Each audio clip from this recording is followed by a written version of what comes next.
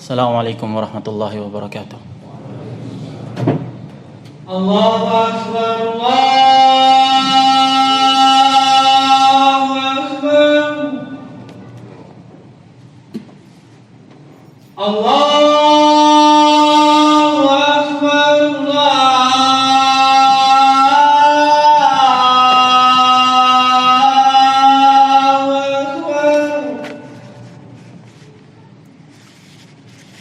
Asyhadu an la ilaha illallah.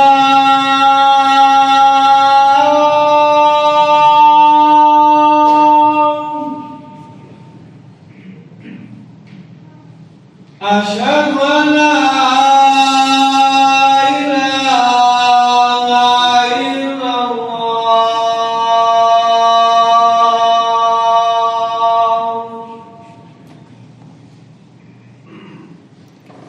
Asyhadu anna Muhammadan Rasulullah.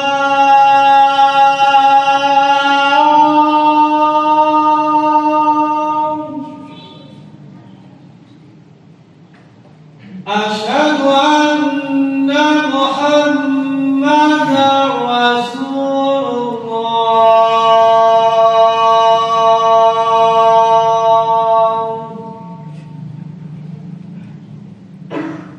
Hayya 'alas shalah.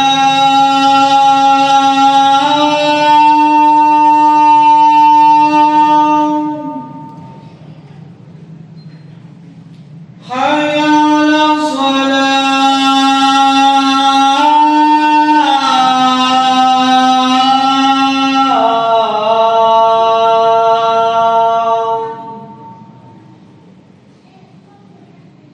Hayya 'alal falah.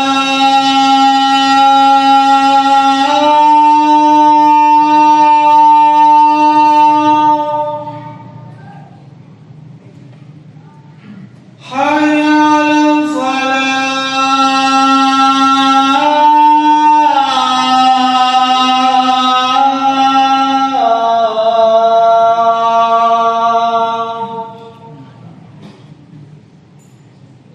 Allahu Akbar,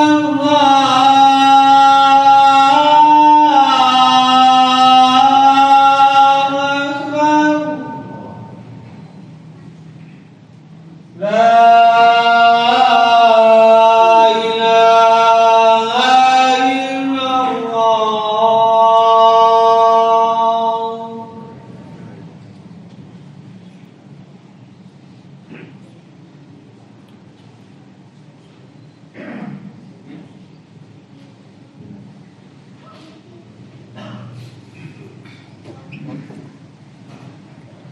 Bismillahirrahmanirrahim.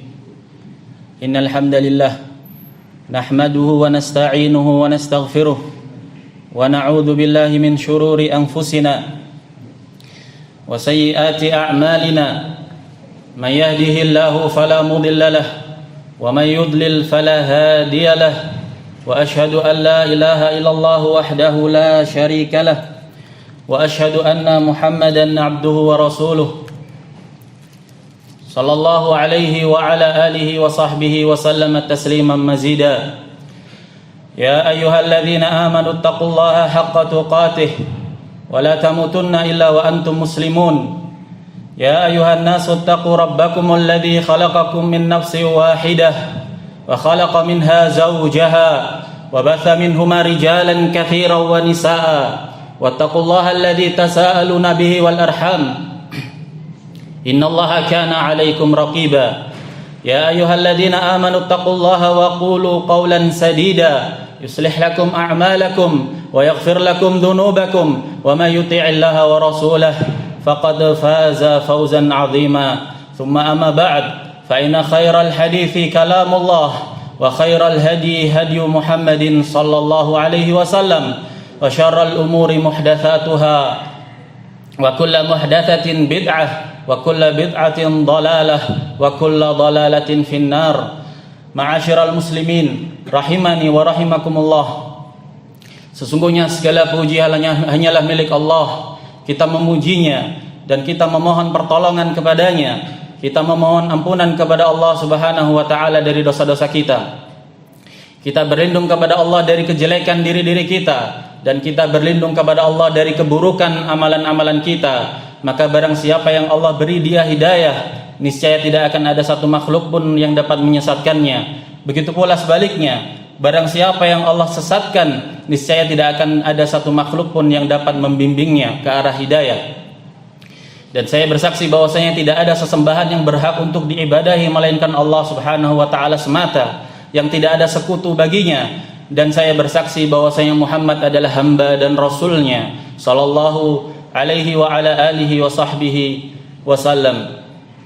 Kemudian setelah itu Allah Subhanahu wa taala berfirman di dalam surat Ali Imran, yang artinya, wahai sekalian orang-orang yang beriman, bertakwalah kalian kepada Allah dengan sebenar-benar ketakwaan kepadanya, dan janganlah kalian sekali-kali mati melainkan kalian dalam keadaan beragama Islam.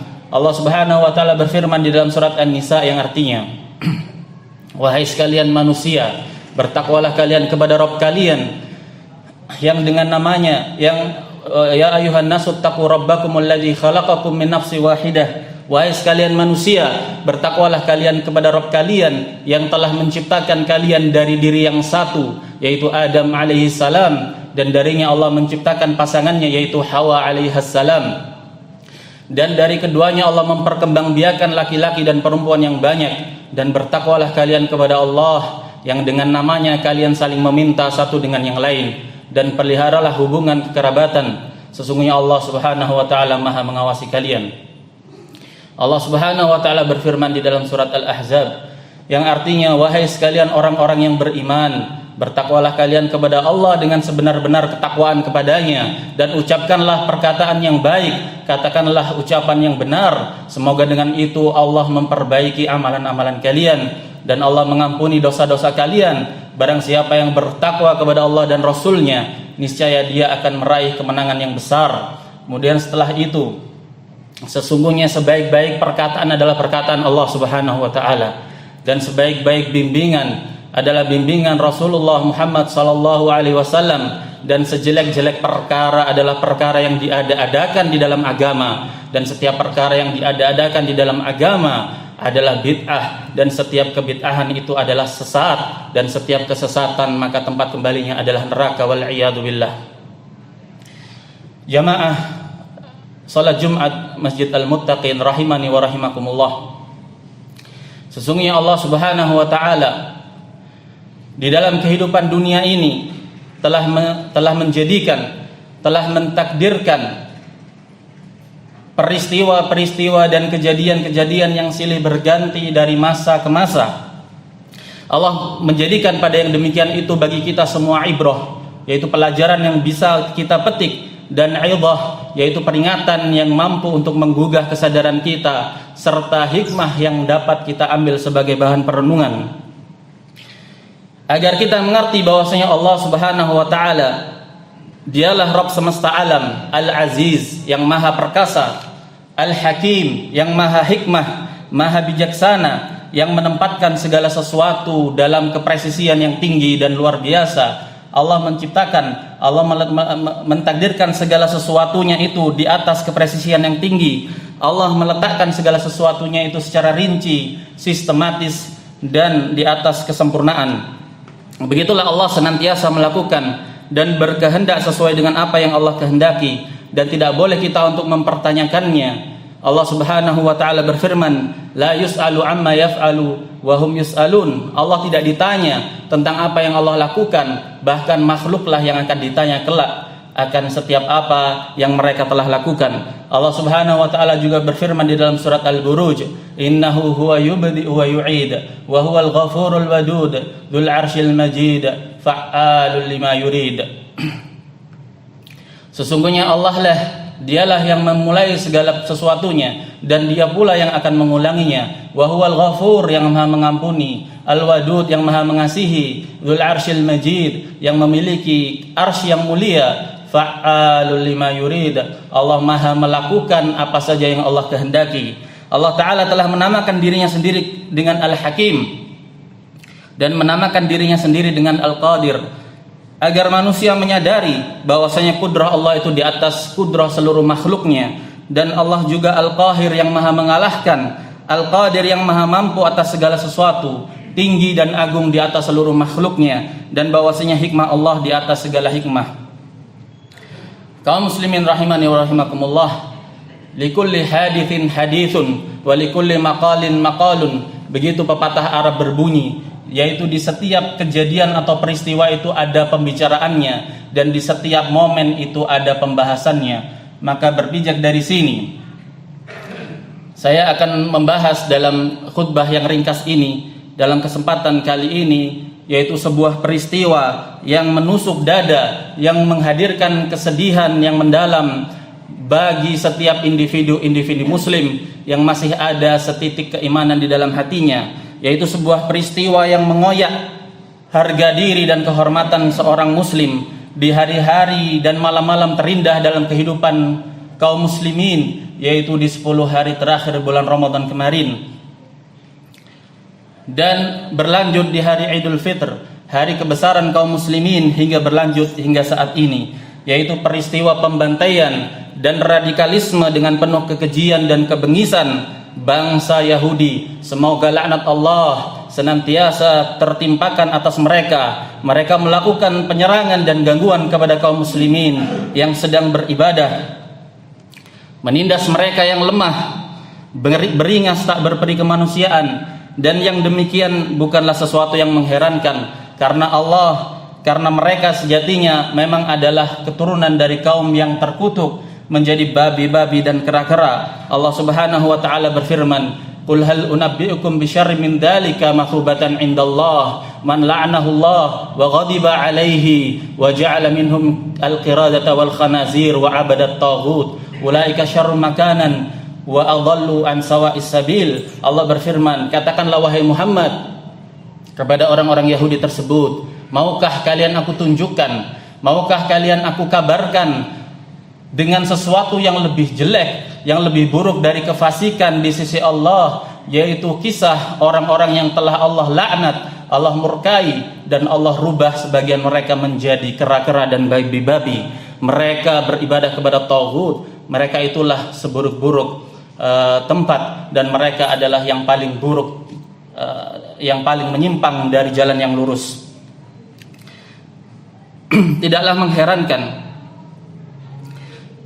kebejatan dan kejahatan bangsa Yahudi kepada kaum muslimin, bahkan kepada seluruh alam. Bagaimana tidak, sementara Allah Subhanahu wa taala keagungan dan kesempurnaannya saja mereka cabik-cabik, tidak luput dari kekurang ajaran mereka. Al-Qur'an telah mengabarkan kepada kita bagaimana celaan dan tikaman keji Yahudi terhadap keagungan dan kesempurnaan Allah. Allah Subhanahu wa taala berfirman di dalam surat Ali Imran, "Laqad sami'a Allahu qaulal ladzina qalu innallaha faqirun wa nahnu aghnia sanaktubu ma qalu wa qatlahumul anbiya'a bighairi haqq wa naqulu dzuqu 'adzabal hariq."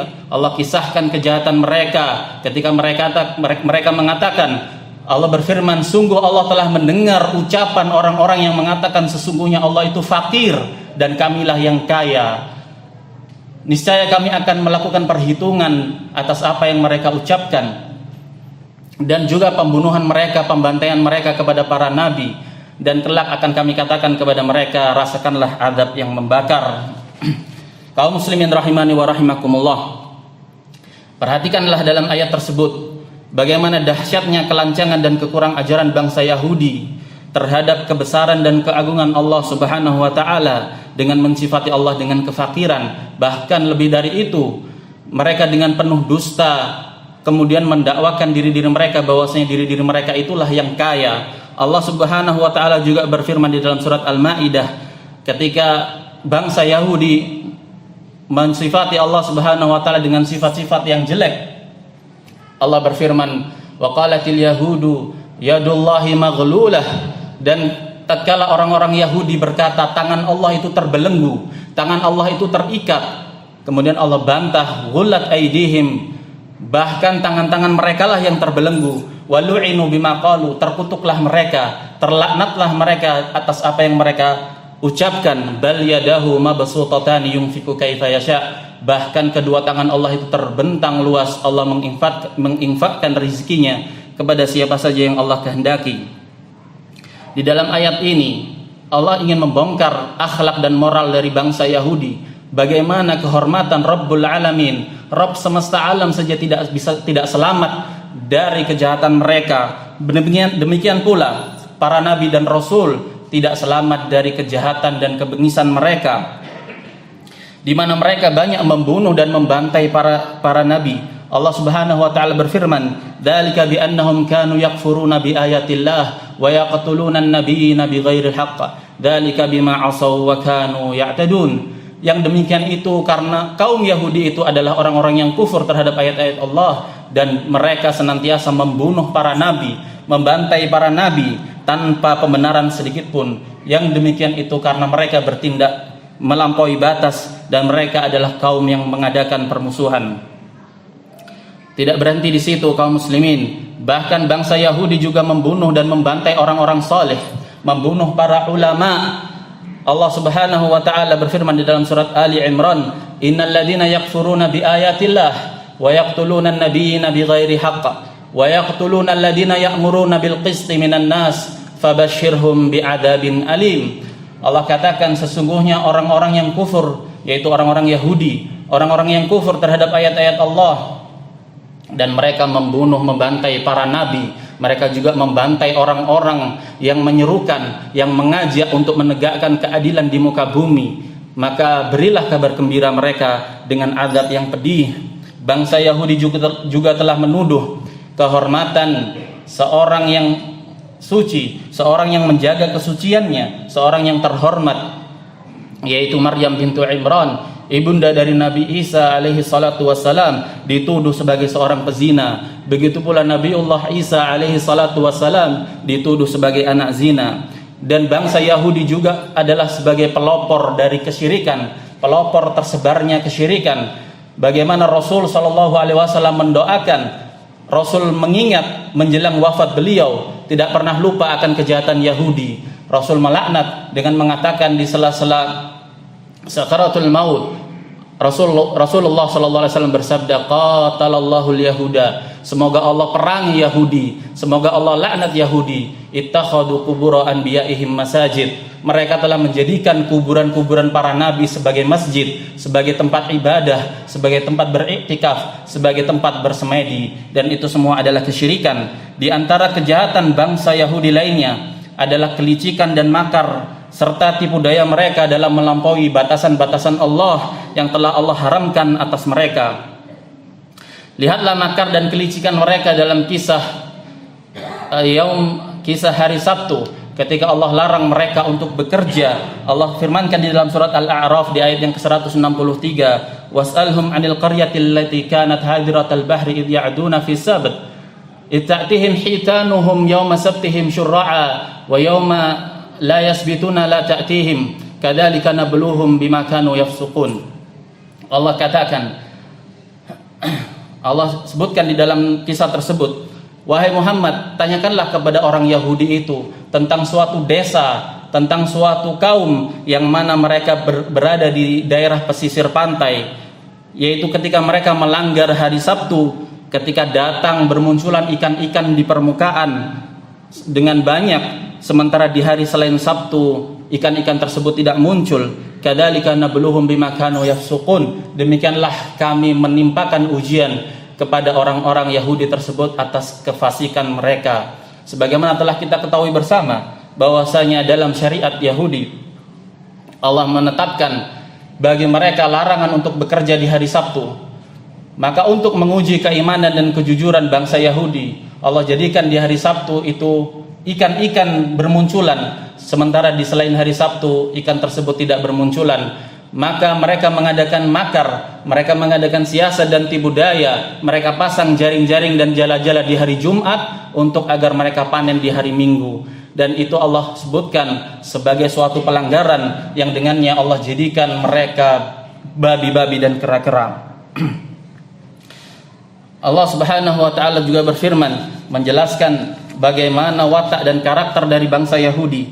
Diriwayatkan oleh Al-Bukhari dan Muslim, bagaimana Nabi kita Muhammad juga mengutuk dengan keras karakter dan tabiat dari bangsa Yahudi yang penuh dengan makar dan tipu daya serta kecurangan. Diriwayatkan oleh Al-Bukhari dan Muslim dari hadis Abu Hurairah, Rasul SAW bersabda, qatalallahu al-yahuda, semoga Allah perangi Yahudi, semoga Allah laknat Yahudi. Hurrimat alaihimus syuhum, telah diharamkan bagi mereka untuk memakan lemak hewan.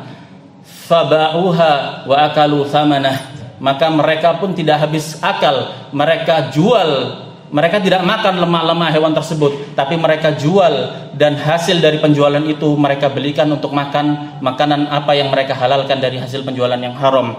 Ini sebuah adalah bentuk tipu daya dan makar dari Yahudi, di mana dari sifat dasar mereka adalah membangkang.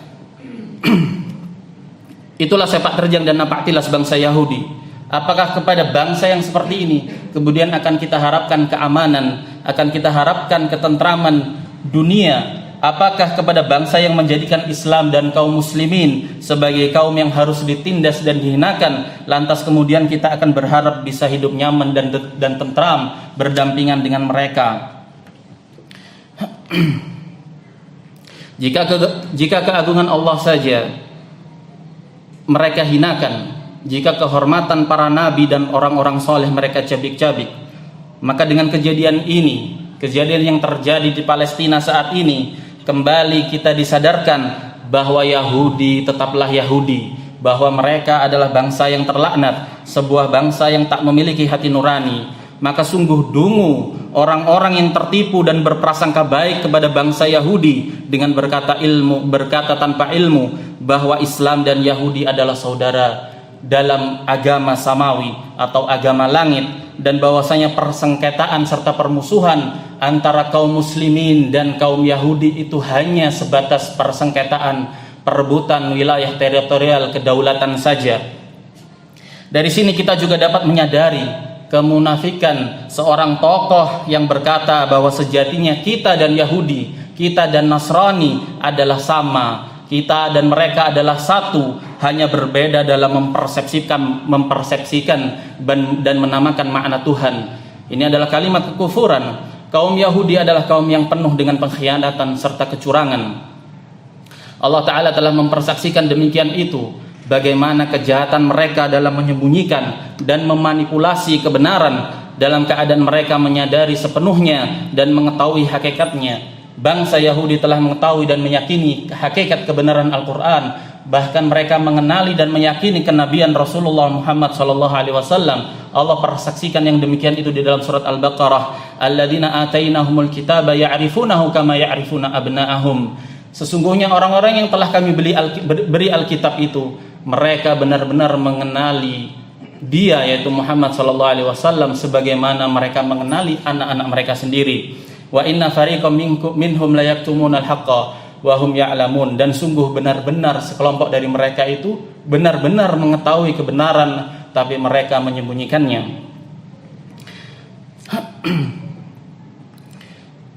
Begitu pula bangsa Yahudi di masa ini, mereka senantiasa mewariskan karakter, watak dan tabiat dari kakek moyang mereka. Perlu kita tahu bahwa bangsa Yahudi dalam kurun waktu yang belum lama berlalu, dalam kurun waktu kurang dari 100 tahun ini, mereka banyak tersebar di dataran Eropa. Dan sebab masuknya mereka ke negeri Islam, ke negeri-negeri Arab dan ke negeri Palestina secara khusus adalah ketika bangsa Eropa telah merasakan kejengahan, kemuakan yang memuncak atas sepak terjang dari kaum Yahudi, sehingga tampillah seorang diktator yang bengis kala itu, yang ingin menguasai dataran Eropa, yaitu Adolf Hitler, membantai dan membumi hanguskan mereka semua. Maka banyak dari mereka yang terbunuh dan banyak dari mereka yang kabur menyelamatkan diri, sebagaimana itu tidak asing bagi kita semua dalam cuplikan sejarah. Maka sebagian mereka yang kabur dari dataran Eropa pun meminta suaka kepada rakyat Palestina ketika itu. Ketika itu jumlah mereka juga 1% dari seluruh rakyat Palestina. Mereka meminta suaka, namun kini perlahan-lahan mereka mencaplok tanah Palestina dan menguasai hampir kurang lebihnya 90% dari tanah Palestina. Inilah bangsa Yahudi, dan perlu kita tekankan di sini bahwasanya tidak akan pernah ada dalam kamus sejarah suatu negara yang bernama Israel. Tidak akan pernah ada. Kedaulatan mereka tidaklah sah. Mereka itu adalah para penjajah, para radikal, para teroris yang sebenar-benarnya. Misi terbesar mereka adalah menjadikan dunia ini tunduk di bawah hukum dan sistem mereka. Dari mereka lah tersebar luas perzinahan, pelacuran, legalisasi khamr, musik-musik dan nyanyian, LGBT, riba dengan berbagai macam jenis dan tampilannya. Mereka lah yang mempropagandakannya. Mereka lah pembawa kerusakan di muka bumi. Maka dari itu, wahai sekalian kaum muslimin, tidak ada yang baru pada mereka. Tidak ada sesuatu yang baru pada bangsa Yahudi. Mereka tetaplah mereka, Yahudi tetaplah Yahudi. Maka jangan sekali-kali kita berhusnudzon, ketika kita berprasangka baik kepada mereka. Maka jangan sampai kita tertipu, jangan sampai kita terkesima dengan makar dan tipu daya mereka. Satu hal yang harus senantiasa kita camkan adalah bahwa bangsa Yahudi dan juga kaum Nasrani tidak sekalipun akan rela dan ridho kepada kita kaum muslimin sampai dua perkara: sampai kita mengikuti agama mereka atau sampai kita menanggalkan agama kita. Allah persaksikan yang demikian itu di dalam surat Al-Baqarah, walan tarda ankal yahudu walan nasara hatta tattabi'a millatahum. Sekali-kali kaum Yahudi dan Nasrani itu tidak akan rela kepada kalian, tidak akan ridho kepada kedamaian kaum muslimin. Sampai kapan? Sampai kaum muslimin mengikuti mereka. Allah Subhanahu wa taala juga berfirman, wala yazaluna yuqatilunakum hatta yaruddukum an dinikum. Ini persaksian dari Rabbul Alamin, persaksian dari Allah Subhanahu wa taala kepada bangsa Yahudi, bahwasanya Allah mengatakan, benar-benar senantiasa orang-orang Yahudi itu akan memerangi kalian kaum muslimin sampai kalian itu murtad dari agama kalian jika mereka mampu. Allah juga mempersaksikan bahwa bangsa yang paling besar permusuhannya, ini semua kesaksian dari Rabbul Alamin, bahwa bangsa yang paling besar permusuhannya kepada Islam dan kaum muslimin adalah bangsa Yahudi. Di dalam surat Al-Maidah disebutkan, latajidanna asyaddan nasi adawatan lil ladina amanu al-yahuda wal ladina asyraku. Sungguh kata Allah, benar-benar kalian akan dapati kelompok orang-orang yang paling dahsyat permusuhannya kepada orang-orang yang beriman, yaitu Yahudi dan orang-orang ahli kesyirikan. Demikianlah napaktilas singkat dari sepak terjang Yahudi, agar kita kembali tersadar siapa musuh terbesar kita yang mengancam generasi anak cucu kita kelak, sehingga kita dapat mempersiapkan antigen, mempersiapkan vaksinisasi kepada anak cucu kita dari propaganda Yahudi, baik secara fisik maupun non fisik. Aqulu qauli hadza wa astaghfirullah li wa lakum fastaghfiruhu innahu huwal ghafurur rahim.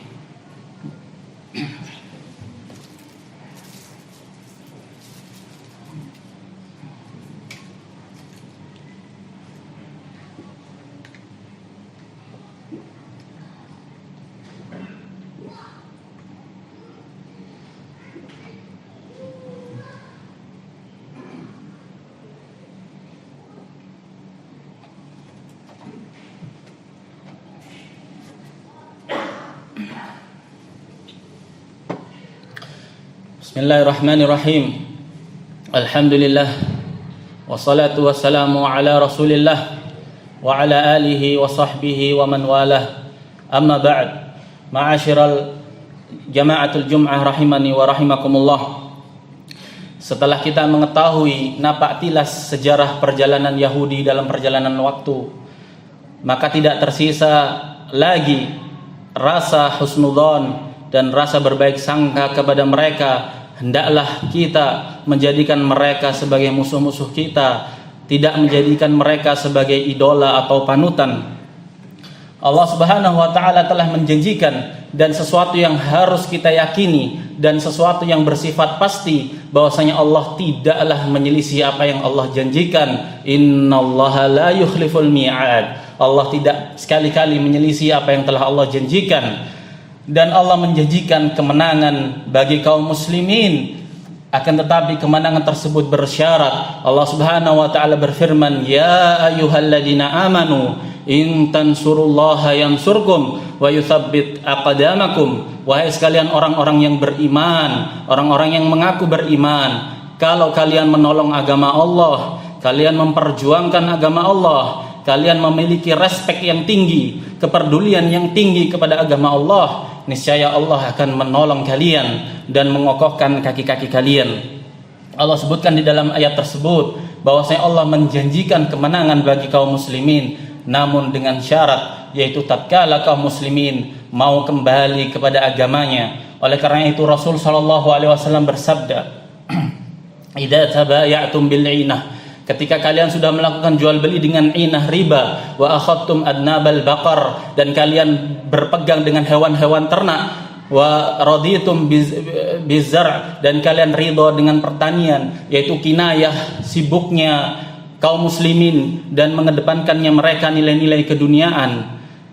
Maka Rasul SAW mengatakan, sallallahu alaikum dullan, niscaya Allah akan menimpakan kepada kalian kehinaan, kerendahan, sampai, dan yang demikian itu Allah tidak akan angkat, fala yanzi'u hatta, Allah tidak akan cabut kehinaan tersebut sampai kapan? Hatta tarji'u ila dinikum. Inilah salah satu atau satu-satunya solusi untuk mengembalikan kejayaan Islam, yaitu dengan kita kembali kepada agama kita. Kita kembali bersemangat untuk mempelajari agama kita dan untuk menumbuhkan respek atau kepedulian yang tinggi kepada ilmu agama ini.